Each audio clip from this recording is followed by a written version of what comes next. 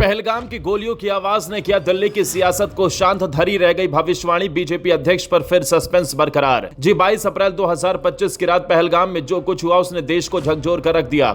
एक पर्यटक को महज इसलिए गोली मार दी गई क्योंकि उसने खुद को हिंदू बताया था। हमले की वजह से पूरे राष्ट्र में आक्रोश हो गया, लेकिन इसके बाद दिल्ली की सियासी गलियारों में अजीब सी खामोशी छा गई।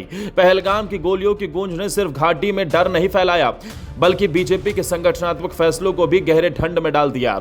बीजेपी अध्यक्ष पद की घोषणा जो पहले ही महीनों से टलती आ रही थी, अब तो मानो कोल्ड स्टोरेज में बंद कर दी गई है। ना कोई तारीख तय है, ना किसी बैठक की चर्चा, सब कुछ स्थगित। सब समझ रहे हैं पर कोई कुछ कह नहीं रहा।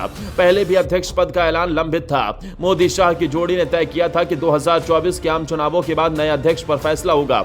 आरएसएस के साथ कई दौर की बातचीत हो चुकी थी। अंदरूनी मतभेद और प्रधानमंत्री की प्राथमिकताओं के चलते मामला लगातार टलता रहा। कभी कहा गया संसद सत्र के बाद, कभी बिहार चुनाव से पहले, लेकिन अब पहलगाम हमले ने जैसे इस पूरी प्रक्रिया को ही रोक दिया हो।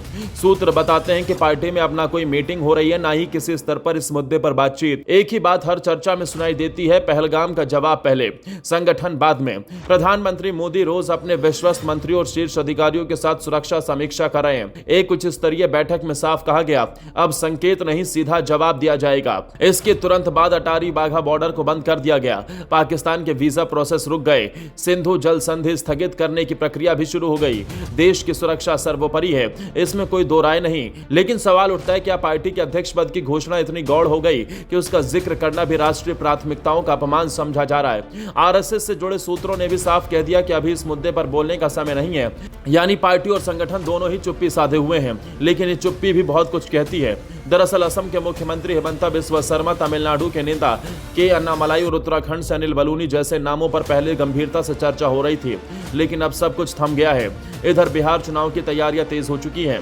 जातीय समीकरणों के आधार पर टिकट बांटे जा रहे हैं, लेकिन राष्ट्रीय अध्यक्ष कौन होगा यह तय नहीं है। तो फिर सवाल उठता है, किस आधार पर फैसलों को वैधता मिलेगी? क्या मोदी शाही पार्टी की पूरी लाइन तय करेंगे?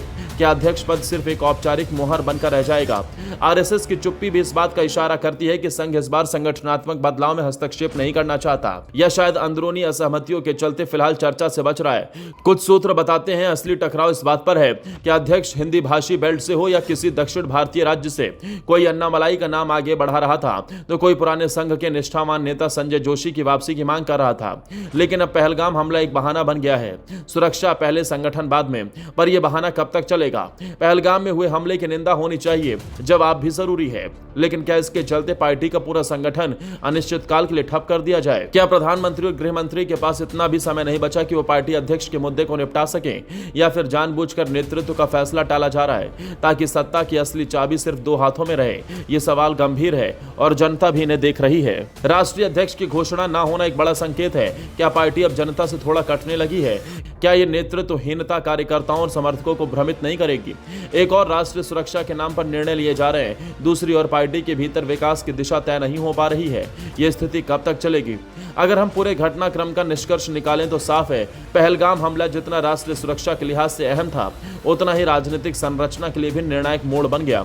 बीजेपी के संगठनात्मक फैसले अब रणनीति का हिस्सा नहीं, बल्कि सत्ता केंद्रीकरण के उपकरण बनते जा रहे हैं। राजनीति में कुछ भी स्थायी नहीं होता सिवाय अस्थिरता के, और अक्सर जब लगता है कि सब तय हो चुका है, तभी एक घटना सब कुछ बदल देती है। काफी समय से बीजेपी में संजय जोशी का नाम नए अध्यक्ष के रूप में जोर पकड़ रहा था। संघ भी इस पर सहमत था। संगठन में अनुशासन और निष्ठा के लिए जोशी को आदर्श माना जाता है। सूत्रों के मुताबिक उनकी नियुक्ति लगभग तय थी, बस औपचारिक ऐलान बाकी था। लेकिन 22 अप्रैल को हुए पहलगाम हमले ने सब कुछ बदल दिया। 26 निर्दोष नागरिकों की हत्या ने देश को आक्रोशित कर दिया, और इसके बाद पार्टी का पूरा ध्यान सुरक्षा पर शिफ्ट हो गया। जोशी की संभावित नियुक्ति फिलहाल ठंडे बस्ते में चली गई है।